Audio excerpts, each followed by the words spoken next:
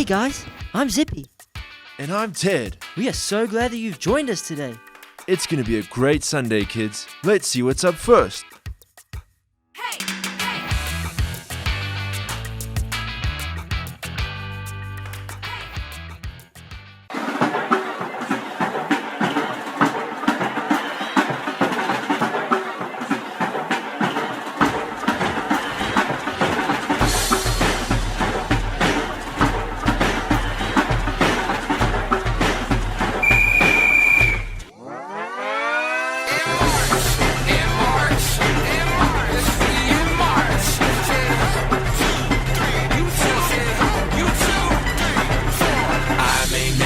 March in the infantry, ride in the cavalry, shoot the artillery. I may never zoom on the enemy, but I'm in the Lord's army. I'm in the Lord's army. I'm in the Lord's army. I may never march in the infantry, but I'm in the Lord's army. I may never march in the infantry, ride in the cavalry, shoot the artillery. I may never zoom on the enemy, but I'm in the Lord's army.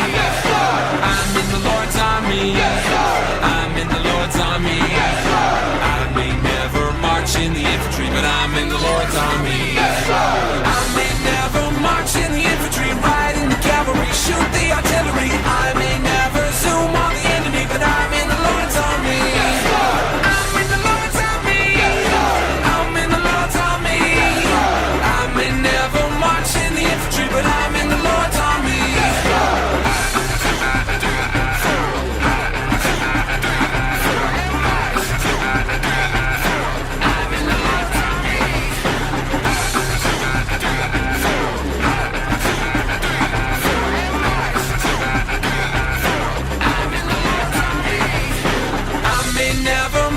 Infantry, ride in the cavalry, shoot the artillery. I may never zoom on the enemy, but I'm in the Lord's army. I'm in the Lord's army.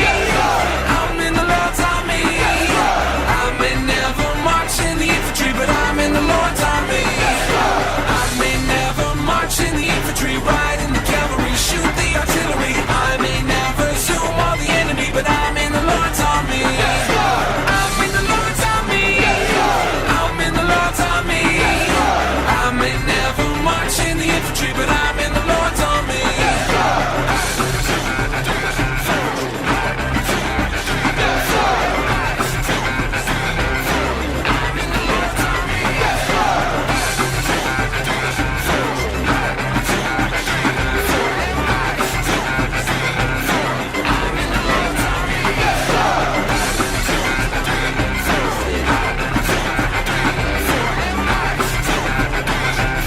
But I'm in the Lord's army. Yes, sir.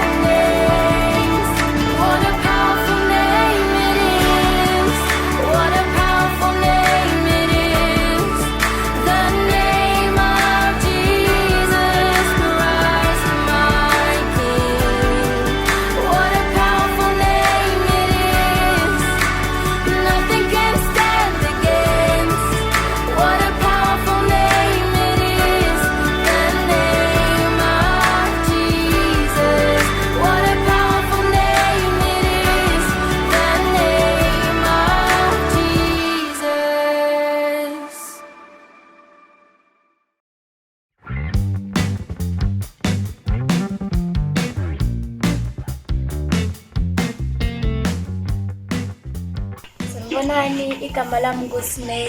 I-memory verse yethu namhlanje itholakala kama-Hebrew 12 verse 1. Fundeka kanje.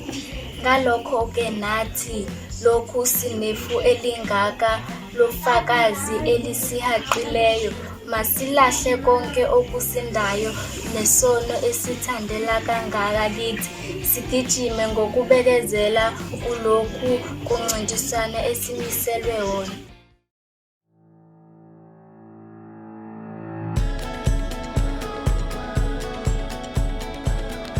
Sanibonani, ngiyathemba ukuthi niyaphila nokuthi nizwile i-memory verse yethu engithi abaHebrew 12 verse 1. Okay. Manje kuleli zwi sokhipha ama-point awu-3 esiwafundile. Okay. Point lokuqala, leli zwi likhuluma ngokuthi sinefu lofakazi elisihaqile ngithi.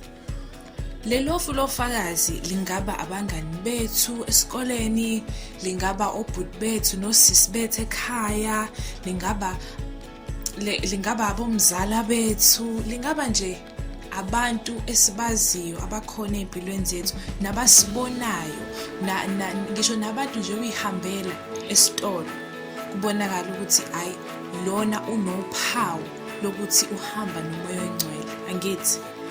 Lelifu-ke lofakazi ilapha abantu abasey'mpilweni zethu. Masiphila impilo yethu noNkulunkulu, bayasibuka laba bantu ukuthi siphila kanjani impilo yethu noNkulunkulu. Ngale ndlela esiyiphila ngayo thina, siyabakhombisa bona ukuthi iyahambeka le ndlela noNkulunkulu. Siyabakhombisa ukuthi ukuhamba nomoya oyingcwele kunjani. Angithi? Okay. Ipoint lethu-ke lesibili ukuthi izwi nilizwile ukuthi lithi sishiye silahle sonke isono esithandelayo kithi. Engithi siyazi ukuthi uJesu wasifela esiphambanweni angithi. Manje wasifela esiphambanweni ukuthi ahlanze inzono zethu. Manje ukuthi uNkulunkulu uJesu wasifela esiphambanweni akusho ukuthi asisezusenza isono nokuthi isono asithandeli kuthina angithi. Kodwa thina into ekumele siyenze ukuthi mase sithandela kuthina sisilahle ubunjalo baso, sisilahle singafuni lutho nje yokwenza nasi isono. Ukuthi senze njena-ke kuzosisiza ukuthi sihambisane nomoya oyingcwele, silalele iphimbo laNkulunkulu malikhuluma nathi. Ngithi umoya oyingcwele umduduzi wethu, umoya oyingcwele uyena osikhombisayo ukuthi senzeni singenzini, uyena osiguidayo empilweni angithi nasekuthatheni iy'nqumo zethu. Ipointi-ke lesithathu nelokugcina ukuthi sibekezele. Ngithi nisizwile ezwini ukuthi kuthiwa asibekezele. Manje ukubekezela akukho lula. Ukubekezela akukho lula. Ngithi ukubone mhlampe uma wakho noma bakho esitolo umcelile ukuthi ungithengele into emnandi, ungiphathe into emnandi noma usweet noma chocolate noma ama chips. Mayingasabuyi uhlulo ukubekezela ngoba uyayifuna lento kakhulu buyihalele. Manje ukubekezela kunjalo. Ngithi uyajabula mayisebuya uma wakho noma ibuya umzali wakhe seyiphethe lento. Ukubekezela-ke kunjalo. Uthi sibekezele kwenzeni okuhle ngoba kunomvuzo ekugcineni angithi. Okay. So yona-ke imessage yethu namhlanje ama-point ethu amathathu aphuma kwi-memory verse. Alright. So-ke manje into esizoyenza ukuthi njengoba sesizwile ukuthi imessage yethu ithini, soyenza ama-question. Okay, i-quiz yethu. Ngizobuza imibuzo emithathu maseke nibheke ukuthi niyakwazi ukuyiphendula yini, maseke ekugcineni ngizoninika impendulo zakhona. Okay. Umbuzo wokuqala ukuthi imaphi lama-point amathathu esiwafundile kuleli zwi ekumele siwenze. Okay. Owesibili umbuzo ukuthi ubani lona noma yini lena esisizayo ukuthi senze iy'nqumo. Okay. Maseke umbuzo wesithathu ukuthi yini le kumele sibe nayo ukuze sithole umvuzo ekugcineni. Okay, impendulo yombuzo wokuqala ukuthi ama-point amathathu esiwafundile ukuthi sineflow fakazi. 2, kumele silahle isono esithandelayo kuthina, silalela umoya engcwele. 3, kumele sithathe ipointi ukuthi kumele sibekezele. Umbuzo wesibili, impendulo yakho ukuthi umoya engcwele osisizayo senze inqumo. Maseke impendulo yombuzo wesithathu ukuthi kumele sibekezele ukuze sithole umvuzo wethu. Ngiyabonga. Sanibonani Sunday School, ngiyathemba ukuthi nonke nikahle nelalela imiyalelo kaMongameli, siwashe izandla, sifaka ama-mask, senze nje konke esikutshelwa abazali bethu. Okay, ngiyathemba ukuthi ivesi le siqede kulifundela sonke siyakhumbula ngithi uHebrews 12 verse 1 sizodila ngezinto ezilapha phakathi. Okay, ithini nje intana namhlanje sikhuluma ngomzalwane esimqhathanisa nani nomgijimi, umuntu ongenele umjaho umncintiswano ogijima. Kanjani sisimabonga, siqale la. Umuntu ongenele ugijima wenze njani? Uyayilungiselela. Umuntu ongenele umncintiswano uyabonakala nje, akudingi ukuthi ngize ngisho ngomlomo. Ekseni ngiyavuka ngiyoyilungiselela, ntambama ngiyayilungiselela, ngiyagijima, ngigwema indlela engidla ngayo, angenzi nje inoma yini. Angithi njengawe ke Sunday School wami umuhle nami kumele siyenze ngoba siyazazi ukuthi sikulomncintiswano esikuwona, kumele sigweme izinto esizidlayo, asidli noma yini, asikhulumi noma yini, asilu esikoleni uzuphuka iqakala la uhlule kokugijima, awulu uyiphatha kahle njengomzalwana. Ngithi siningi singazisho kushona ilanga zonke siyazazi.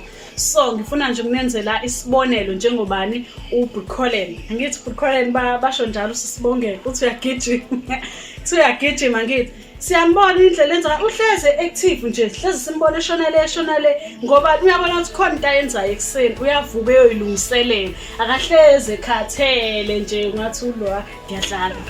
Uhlezi nje une-energy. Ngithi siyababona abantu abalungiselela ukuthi ekhona into ayenzayo lo ekseni. Nawe ke Sunday School sokubona ukuthi kulelo kudanga ubuwenzani ekhaya, ububhizi uthuka abanye, ulwa noma ubuyilungiselela ufunda iBhayibheli. Sobona indlela masubuya ukuthi hayi uactive lo, khona into enhle beyenza. Ngithi noNkulunkulu wenza lapho uyajabula, khona ireward yakho akubekele yona. Okay, ngikwenzele nje sinye isibonelo. uCaster Semenya, angithi ungenele uhleze ngenele umncintiswano, uhleze wina lo yasisi lo ya. Ngobani? Ngoba uya practice ekseni, uyavuka eyogijima, emini into ayidlayo zihlukile, akenzi nje njengenomba. Angithi nawe ke Sunday School kumele ukhethe izinto ozenzayo, ungathi nje makuthiwa kuyaliwa le nawu le uthiwe thuba inhlamba lapha balwa noma no, wena nje uhlukile, kumele ubonakala ukuthi khona wena into kuyona, ukuyimarathon ethile ehlukile. Angithi uyahlonipha wena, uyalalela. Methi uMongameli ingane ihlale emakhaya, uhlele emakhaya ungafuni uyodlala ngenkani, uyalalela ngendlebe yakho, usebenzisa indlebe zakho ngoba thina okwethu ukugijima akukho ngeenyawo kuphela, sigijima nangezinto zethu engaphakathi. Angithi wena njengoba umuhlu nje khona lo ongaphakathi kwena, ubani usabela ubongithanda noma ngabe ubani noma usine noma okuhle, khona lo ngaphakathi kwena ekumele ukuthi umhloniphe, umnakekele. Ubani loyo? Ilesidalo esenziwe uNkulunkulu esihle, Nkosi yami, esisibona thina sinezidlathu ezinhle. Ngobani? Ngoba abazali bakho bayakunakekela, bayakuthanda, bakwenzela yonke into. Nawe ke kumele uyinakekele, unakekele nalo ngaphakathi kuwena.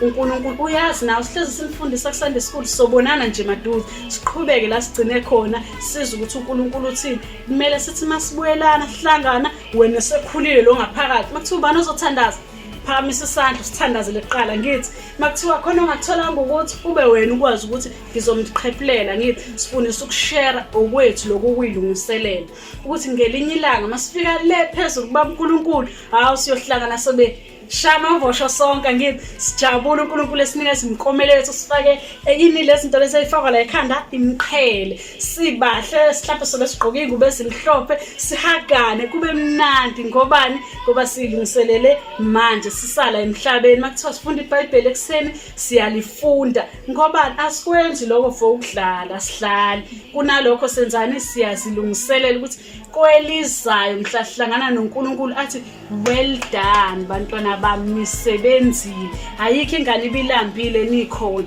ayikho ingane ibingenazo izicathulo nikhona wena ngokuthatha izicathulo zakhe engasakulingani impahla zakhe engasakulingani upha omunye umuntu uyazi ukuthi ukwenza lokho ukuyilungiselela kufana nokutrain ukuthi uzothi nje makuthiwa kuyagijima hayi wena sha phambili ithi reward yakhe ifika nje na ubone ukuthi ayingisebenzile la ngithi ngobani ngoba umntwana kaNkulunkulu uyathandaza ekseni ngeke uvele uvuke nje usunenhliziyo enhle sanesikole kodwa uyathandaza uNkulunkulu ngiyacela ungifundise ukupha nami manje nginama-toys awuthi ngikwazi ukushare ngiboleka ubhuti wami ngiboleka usisi wami ngikwazi ukuthanda abanye abantu ngithi sikwazi ukubathandazela ngobani ngoba okunye ukulungiselela lokho angithi sakhumbula nama-fruits of the spirit sasikhuluma ngawo uthando ukuzithiba wonke nje ngeke ngize ngiwabale wena wakhumbula uzongibalela lapha ekhaya uwasho wonke zonke lezo zinto okuyilungiselela kwini umjaho wethu ngoba siyagijima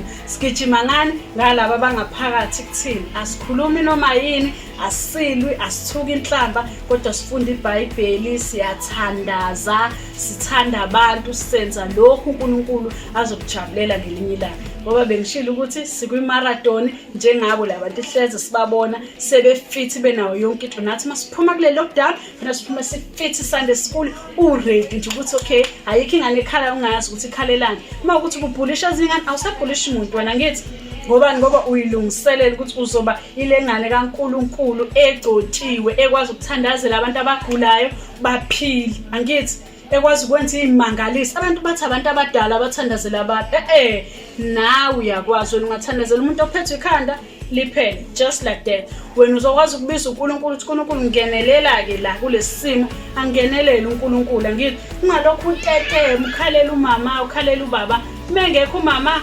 ngithandazela ukuthi uNkulunkulu amvikele abuye ephephile ngithandazela isizwe sonke ngithandazele le corona ekhona ngoba izophela mina masenithandaza uyakwazi lokho ngizobuyela esikoleni nonke niphephile ni right ngoba nina Sunday school ngisukumile nakhuleka nama eqinisweni elithi uNkulunkulu uyindlela neqiniso nokuphila kwethu angithi so hope ukuthi sobonana kahle sonke masivula sonke si right siphephile si fresh sisathandana sithanda abantu sinakekela abantu till next time bye bye ngiyanithanda.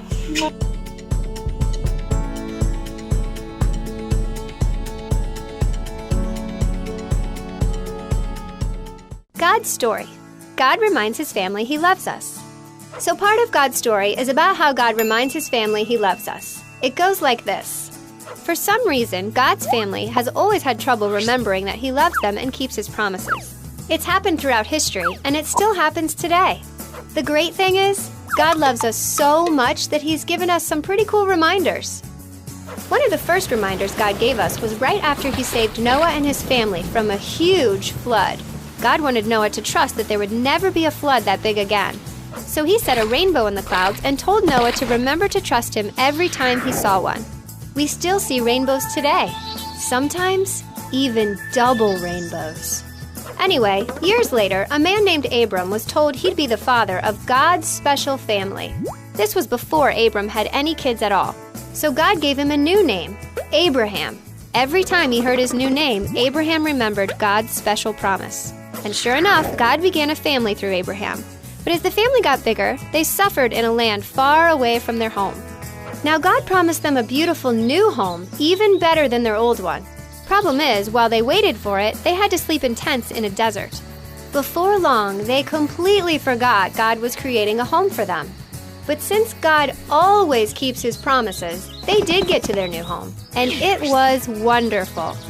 But God asked them to sleep in tents again 1 week every year.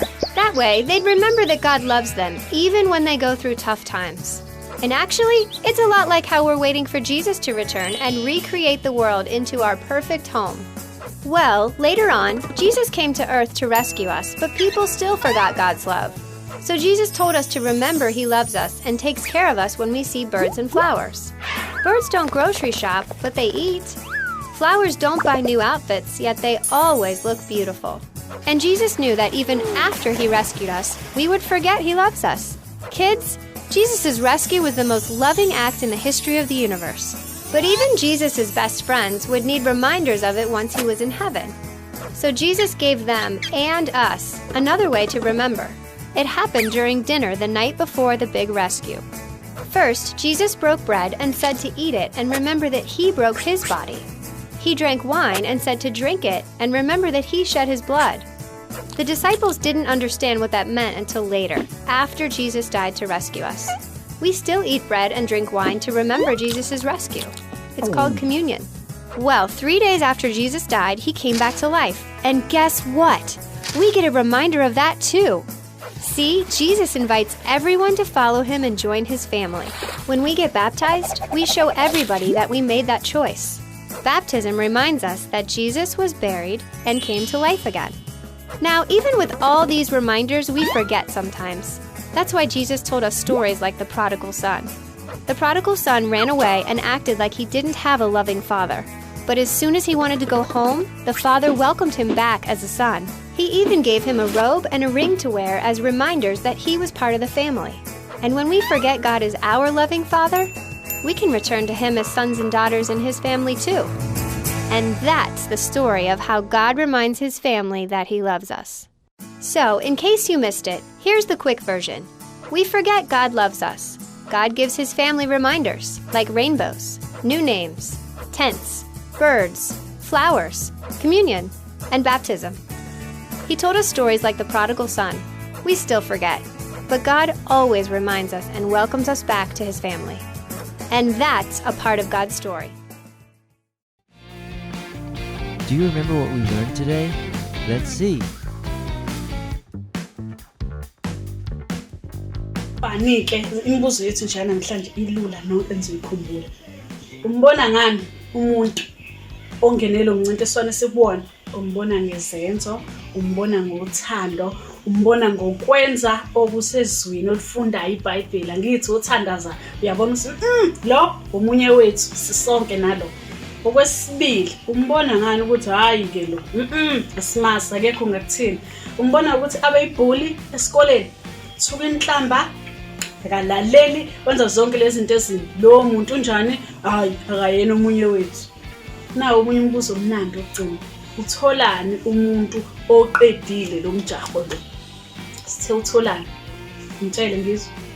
Sithe uthola umqhele wakhe ezulwini, umqhele wani wegolide.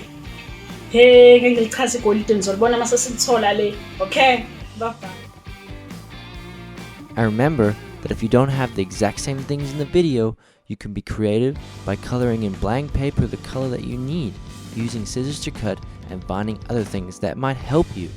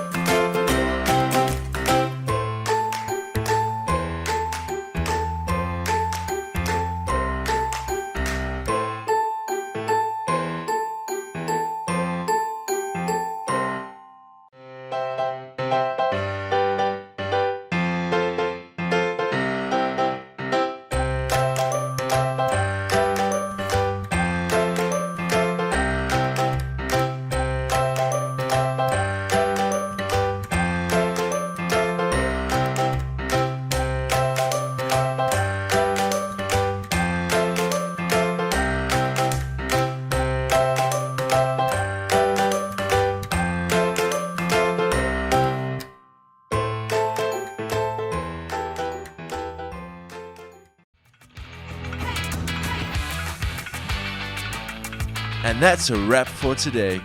We hope you had fun with us. See you at our Kids Zoom Connect.